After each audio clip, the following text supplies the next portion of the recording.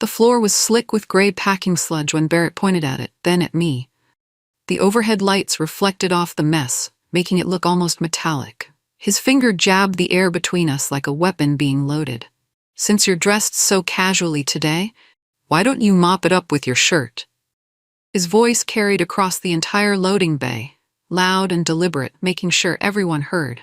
Laughter erupted behind him, sharp, mean, the kind that cuts. I looked around, and no one would meet my eyes. Aiden turned back to his pallet. Abel suddenly found something fascinating on his phone. Luis walked away toward the far dock. My hands went to my work badge, fingers fumbling with the plastic clip. My pulse should have been racing, hammering in my ears, but instead it steadied, smooth as glass, cold as ice. I took a breath that filled my lungs all the way down to the bottom. "I'm done cleaning up your messes," I said, my voice quieter than I expected, starting with this one. The words hung in the air like smoke. The whole loading bay went silent. Someone's radio crackled with static. A forklift beeped in reverse somewhere far away in the back section. Barrett's smile froze on his face like ice forming on a windshield. I unclipped my badge completely and held it in my palm, feeling its weight, the smooth plastic edges, the metal clip still warm from my body heat. What happened next would change everything. I could feel it. The moment stretched out, rubber band tight. I bent down, but not toward the sludge like he expected. My knees cracked as I crouched beside the metal supply shelf bolted to the wall. The spill kit sat right there where it always was, where it had been for months, bright yellow with reflective tape on all four sides, completely ignored like it didn't exist. I grabbed it with both hands and felt my fingers shake against the plastic handle. The anger steadied them, though, better than any amount of coffee or adrenaline ever could. I walked back slowly, deliberately, each step measured, and set the kit on the pallet scale between us. I placed it down like a chess piece being moved into position. The metal made a hollow sound that echoed slightly. Barrett took a step toward me. His polished shoes caught the overhead fluorescent lights, gleaming. Expensive leather? Probably $200. I watched his face carefully, looking for the exact moment he'd make his choice, studying every micro-expression. Would he back down now that I'd called his bluff? Would he double down and make this whole situation worse? The rest of the crew had stopped pretending to work entirely now. Everyone was watching. I could feel their eyes on my back, on my hands, on the yellow spill kit sitting between me and Barrett like a piece of evidence presented in court. My heart hammered once, twice, 3 times. Then I straightened my spine and waited, saying nothing. This was his move now. His decision. Barrett's nameplate gleamed on his office door upstairs, polished metal that reflected his smile, the one that never quite reached his eyes, never carried any real warmth. I'd been working the night shift at Crossway Distribution for 8 months now. First week here, he'd called me kiddo, in that condescending way that made my skin crawl. By the 5th week, it had changed to dead weight when he thought I couldn't hear him. Month 2, he started calling me at 2 in the morning to check the docks, knowing full well I lived 40 minutes away in the next county. I was the one they called when trucks ran late, and angry drivers pounded on the bay doors demanding someone let them in. I came running when forklifts coughed black smoke and died, mid-aisle, blocking entire sections. I was there when the computer scanners glitched and crashed, and the whole system went down and boxes piled up like a wave about to break over everything. I knew which drivers drank too much coffee and got jittery on the road. I knew which ones fell asleep in their cabs and needed a knock on the window. I knew which pallets were stacked crooked and would fall if you looked at them wrong. I knew which racking bolts were loose and needed tightening before someone died. I wasn't nobody. I'd put in hours that bent my back and left my shoulders aching and grease under my fingernails that wouldn't scrub out no matter how hard I tried. So why was I treated like trash? That question burned in my chest every single shift, hot and constant like a coal that wouldn't go out. It made my jaw tight and my hands curl into fists when I wasn't paying attention. I carry a small black notebook everywhere, the cheap spiral-bound kind you find in a bin near the pharmacy checkout counter. The cover's gone soft from being shoved in my back pocket during every shift, the corners bent and worn. Inside are dates written in blue ink, direct quotes, screenshots I'd printed on copy paper at the library, and carefully taped onto the pages. Schedules Barrett had changed at the last minute to force what he called voluntary overtime, though there was nothing voluntary about it. Photos of untagged pallets stacked 3 feet above the red safety line, swaying dangerously when forklifts drove past too fast. I'd started keeping the notebook after my first month here, when I realized no one else was paying attention to anything. No one was watching. No one cared. It began as pure survival instinct. If something went wrong, and things went wrong constantly, I wanted proof it wasn't my fault. But over time, the notebook became something different, something more. A ledger of wrongs, a record of negligence, hard evidence. I'd written down the exact time Barrett screamed at Aiden for being 10 minutes late, then left 2 hours early himself. I'd noted every single safety shortcut, every ignored warning, every close call that made my stomach drop. The notebook felt heavy in my pocket now, pressing against my leg like it weighed 10 pounds instead of a few ounces. The question sitting in my mind was simple but terrifying. How could I use it without burning myself alive in the process? Barrett swaggered closer now, closing the distance between us with deliberate steps. His shoes were expensive, real leather polished to a mirror shine, and now they were tracking straight through the very sludge he'd just ordered me to mop up with cotton. The irony of it wasn't lost on me at all. He stopped exactly 3 feet away. I could smell his cologne, something sharp and expensive. His arms crossed over his company polo shirt, the Crossway logo stretched across his chest. His jaw was tight. "You refusing a direct order?" His voice was quieter now, but somehow sharper, meaner, more dangerous. I looked him straight in the eye and didn't blink. My voice surprised even me when it came out, calm, level, surgical in its precision. "I'm refusing an unsafe one." The difference between those two things mattered more than anything. Refusing him personally was insubordination, grounds for immediate termination. Refusing an unsafe order was my legal right under federal law. I'd looked it up. I'd memorized the regulation number. I watched his face carefully for any reaction. His smirk faltered, just for a second. Just long enough. His eyes flicked down to the yellow spill kit between us, then back up to meet mine. He wasn't used to being challenged, not here, not in his kingdom, not by someone like me, who was supposed to stay quiet and obedient. I'd found something important just now. A seam in his armor, a crack in the foundation. The question burning in my mind was whether I was actually brave enough to pry it open wider. Behind Barrett, I saw Abel shift his weight from one foot to the other, still watching. Waiting. The whole warehouse was waiting. So was I. The break room at 3:10 in the morning always felt wrong somehow, like a place that existed outside normal time. Fluorescent lights hummed overhead like trapped insects trying to escape. The clock on the wall with the cracked plastic cover ticked too loud, each second audible.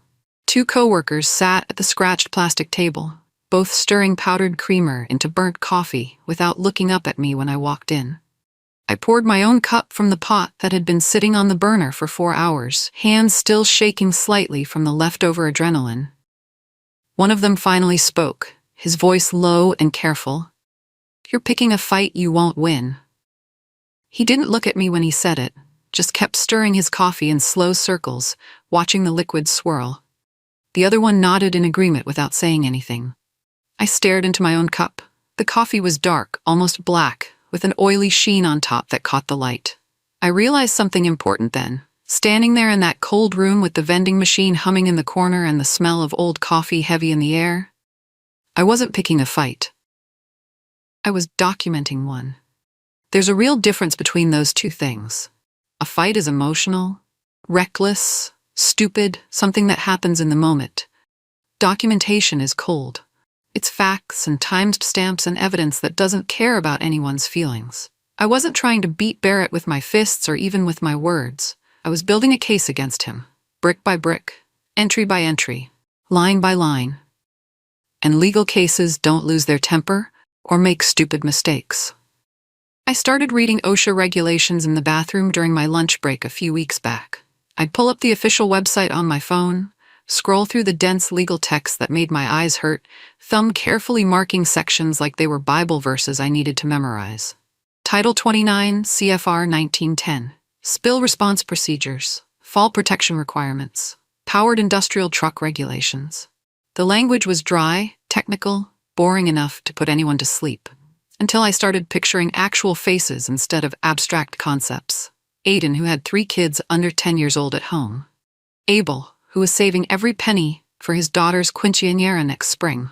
Luis, who drove in from 2 towns over because the pay here was better than anywhere closer.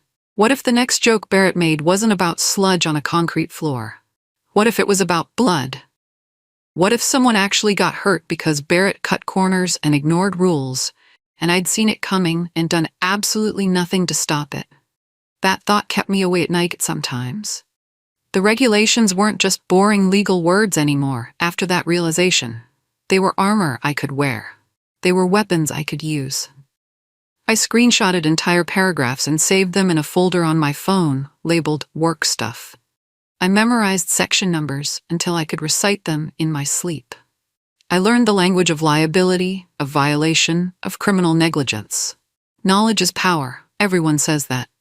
But specific knowledge, the kind that comes with official codes and financial penalties attached, that's a completely different kind of power entirely. I took my first photo on a Tuesday morning right before my shift ended. Forklift number 7. The one with the chipped yellow paint and the persistent smell of burning oil that made your eyes water. The seatbelt was cracked straight down the middle, held together with silver duct tape wrapped around it multiple times. Someone had looped the whole thing behind the seat so the safety alarm wouldn't beep when you sat down. Clever solution. Incredibly dangerous. I crouched beside the machine and zoomed in carefully on the inspection sticker riveted to the frame. 6 months overdue. The date was faded, but still readable, if you looked close. I saved the photo to a hidden album on my phone, one buried 3 folders deep in my photo library, labeled simply Receipts. It felt dramatic when I first typed that name, but receipts was exactly what they were. Proof of negligence. Evidence of violations. I took more photos over the following weeks, dozens of them. Pallets stacked in front of the fire exit, blocking it completely. Extension cords daisy-chained together in a line like some kind of electrical suicide pact waiting to spark. The emergency eye wash station with an actual padlock on it because someone kept stealing the saline bottles to flush their contact lenses. Each photo was a timestamp, a GPS coordinate, a piece of hard evidence.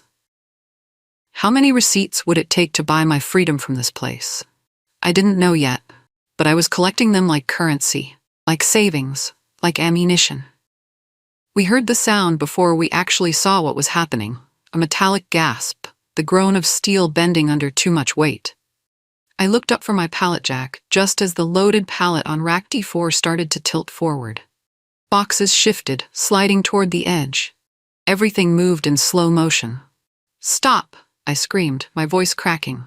The forklift driver slammed both feet on the brake pedal. The whole machine lurched forward, then jerked to a stop.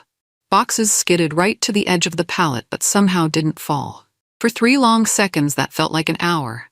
Nobody in the entire warehouse breathed. Nobody moved. Then the pallet slowly settled back. The driver climbed down from his seat, his face gray like old concrete. He walked over to me on shaking legs, hands trembling. "Brake's been mushy for weeks," he whispered, looking around to make sure no supervisors were listening. "Told them twice already." "Told who?" I asked, even though I already knew the answer. He just looked at me. We both knew. He told Barrett. Barrett had nodded, said he'd handle it, promised to put in a work order, and then did absolutely nothing. The driver went back to work without another word. I pulled out my small black notebook and wrote it all down in careful detail. Date. Exact time. Rack D4. Near-miss incident. Brake failure reported twice and deliberately ignored. I underlined the word ignored, twice with heavy pen strokes. Would this be the one that finally mattered? Or would it take someone actually getting hurt or killed before anyone paid attention? Barrett handed me the paper the next morning right as I was about to clock out. "Coaching notice," he said with a smile that made my stomach turn. I read the header first, then the body text. Disruptive tone during work hours. Insubordination. Failure to follow direct supervisory orders. My cheeks burned hot with anger and humiliation. The words were so carefully chosen, written in that special corporate language designed specifically to protect the company and throw employees under the bus. I folded the paper once, creasing it sharp and deliberate.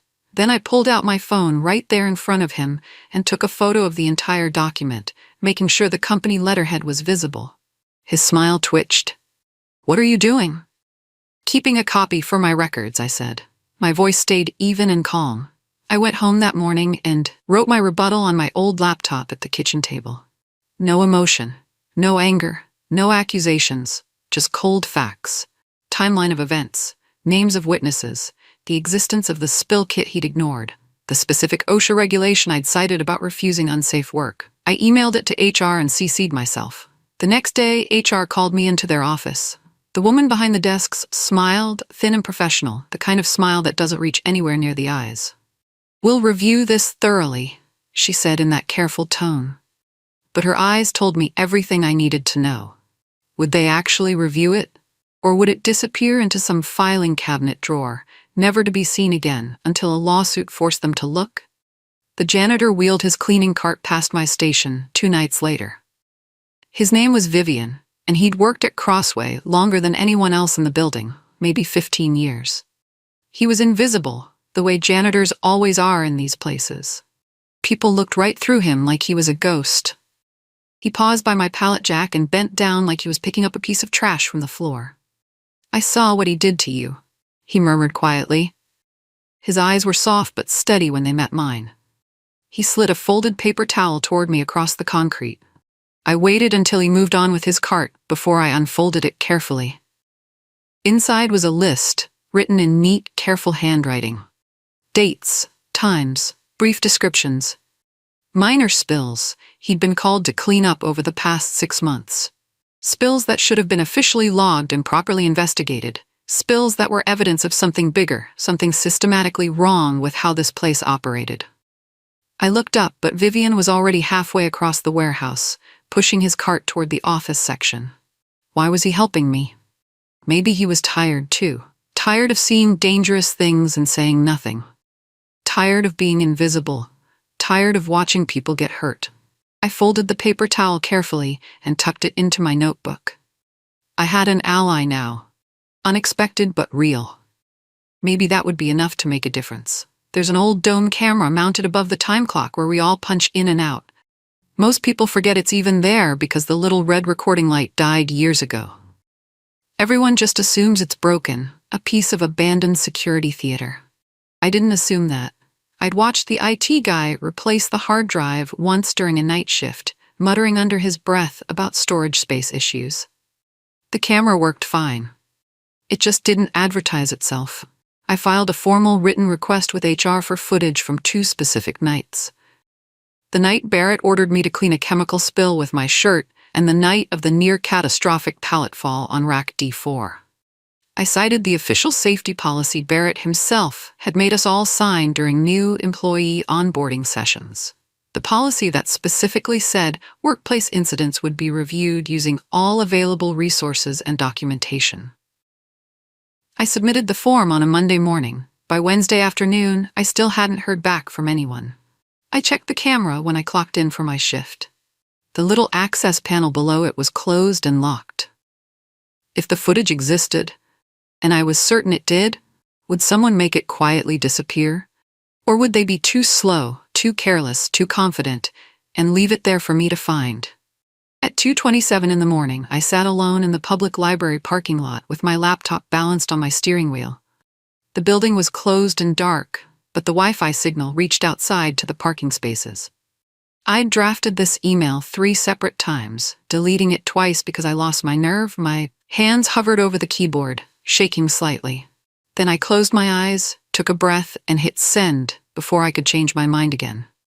The anonymous tip went directly to the State Labor Department hotline, carefully routed through a VPN service so it couldn't be traced back to my IP address or location. I attached photos. The forklift with the cracked seatbelt held together with tape, the dangerously overloaded racks, Vivian's handwritten list of unreported chemical spills, The complaint about faulty brakes that had been ignored. I kept my message short, factual, completely free of emotion. No accusations, no dramatics. Just, please investigate the following safety violations at Crossway Distribution Center. I closed the laptop and sat in the dark car. My heart felt like it was trying to physically escape my chest, hammering against my ribs. I just swallowed a lit match. The only question now was whether I'd burn up from the inside and turn to ash, or whether I'd light the whole room on fire and expose everything. I drove to work and clocked in at exactly 3 a.m. Nobody looked at me differently. Nobody acted strange. Nobody knew what I'd just done. Yet, the schedule changed again on Friday without warning or explanation. My start time suddenly moved from 11 p.m. to 2 a.m. My breaks, which used to be a solid 30 minutes, were now chopped up into 2 separate 15-minute periods. Business needs, Barrett said when I asked him about it directly. He didn't even look at me when he answered, just kept typing on his computer. He was retaliating against me. I knew it absolutely. He knew it. But proving retaliation in a way that would hold up was completely different from knowing it in your gut. I clocked in at exactly 2 a.m. and started logging every single thing that happened, every pallet I personally moved, every truck I helped unload, every box I scanned, every minute I worked past my scheduled break time. I wrote it all down in my notebook with precise timestamps. If Barrett wanted to create a paper trail against me, I'd give him one right back. I'd lace it with so much documented truth that it would be thick as rope. How long until that rope looped around his ankles and pulled him down? I didn't know. But I wasn't backing down now. Not after everything I'd already done. Not after I'd come this far. I watched him through the office window, laughing with another supervisor, both of them looking relaxed and casual. He thought he'd won. He genuinely believed he'd scared me into either quitting or keeping my mouth shut permanently. He had absolutely no idea what was actually coming for him. He couldn't see the wave building on the horizon, getting bigger, getting closer, about to break right over his head. Word of my one sentence spread through the warehouse the way gossip always does in places like this. Through cigarette breaks and lunch tables and whispered conversations in the aisles between shelving units. People started looking at me differently after that confrontation. Some people looked at me like I was completely reckless and stupid. Some looked at me like I was genuinely brave. Most looked at me like I'd just made their own day more dangerous by poking the bear. If Barrett came down hard on me, would he start coming down on them too? Would he make everyone's life miserable because of what I'd done? I saw those questions in their faces. The fear, the resentment, the worry. Was I being selfish by standing up? Or was I finally being useful by saying what everyone else was too scared to say? I didn't have a good answer. Aiden started avoiding me completely now. Abel still nodded hello when we passed each other, but he didn't stop to chat anymore. Luis started taking all his breaks alone in his truck. I felt the isolation like cold water, rising slowly, getting deeper. But I also felt something else happening. A few people, Vivian, a truck driver named Felix, a woman from receiving named Bryn, they started watching Barrett more carefully now. They started noticing things they'd ignored before. And noticing is always the first step toward actual change. Maybe I wasn't as alone as I felt. A friend of a friend texted me a phone number and a name late one night. Theo Butler, employment attorney. I sat on my front porch after my shift ended, the night air cool and clean on my hands, and dialed the number. He answered on the third ring. His voice was calm, professional, measured. I told him everything, the whole story from the beginning. When I finally finished talking, there was a long pause on the line. Then he said exactly 3 things. Document everything. Don't confront him directly. Don't quit your job. Not yet. I wrote those 3 lines at the very top of a new page in my notebook. They felt like commandments, like rules of engagement, like strategy. Document. Keep doing exactly what I was already doing. Don't confront. Don't give Barrett any excuse to fire me for cause. Don't quit. If I quit voluntarily, I'd lose unemployment benefits, lose leverage, lose everything. They want you to quit, Theo said quietly. Don't give them what they want. I thanked him and hung up. But sitting there in the dark, staring at those 3 lines, I wondered, could I actually follow those rules? The inspectors returned 1 week later. This time they brought a supervisor and a box of bright orange tamper seals. They weren't asking anymore. They were acting. They marked 3 forklifts out of service with tags that couldn't be removed without breaking. They tagged sections of racking with yellow caution tape. They asked for the maintenance log in its original form. Barrett tried to laugh it off. He handed over a binder. One inspector flipped through it slowly, page by page. Then he stopped. He looked up. "These entries," he said. "Same handwriting, same pen, same pressure, all filled out at once." Barrett's face went pale. "Our vendor handles that," he said too quickly. The inspector tilted his head. "Your vendor's initials are the same as yours," he said. His voice was flat, matter-of-fact. "Dr. Barrett Ross. If a man deflates, does it make a sound? I found out that day. It's a quiet thing. A hiss, a sigh." The inspector closed the binder and handed it to his partner. Barrett cornered me by the time clock after the inspectors left. His voice was low and hot, pressed close to my ear. "You think this is over?" Spit flecked his words. "You'll never work in this town again. I'll make sure of it." I looked at the clock. The red numbers glowed on my wrist, painting my skin. Time felt like a weapon in that moment. Something you could hold, something you could wield. "Maybe not here," I said quietly, "but I won't be the one who can't show my face." I clocked out. The machine beeped. Barrett stood there, frozen. I walked past him toward the exit. My legs felt shaky, but I didn't let it show. Behind me, I heard him breathing hard. Did he hear the door closing? Not the physical door. The other one. The one on his career, his reputation, his easy cruelty. I pushed through the exit into the night. The air was cold and clean. I filled my lungs and kept walking. The email came at 9:02 on a Monday morning. I was asleep, phone buzzing on my nightstand. I grabbed it, squinting at the screen. The subject line read, "Personnel Update." Barrett Ross had been suspended pending investigation. By 9:05, my phone was blowing up. Texts from coworkers, screenshots of the company-wide email. The warehouse buzzed like a hive that had finally heard its own wings. People were talking, asking questions, saying things they'd been too scared to say before.